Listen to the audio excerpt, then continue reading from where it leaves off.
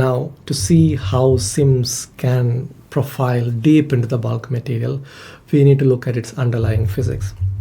We take a primary ion beam, which is typically utilizes cesium or oxygen ions, and use it to physically bombard and sputter the surface of the sample.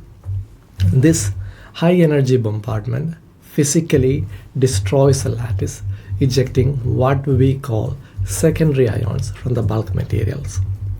These ejected secondary ions are then collected and flown through a mass spectrometer, which separates them based on their exact mass to charge ratio.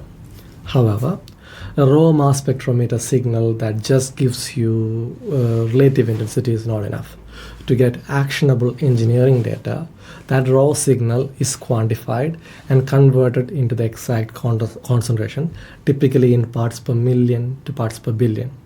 This critical quantification is achieved by calibrating the signal against highly specific metrics-matched reference standard. Because we are feeding these ejected ions directly into the mass spectrometer, the detection capabilities of SIMS is quite broad. The technique is capable of detecting all elements across the periodic table, including their specific isotopes. So from heavy uranium all the way down to hydrogen and its isotope.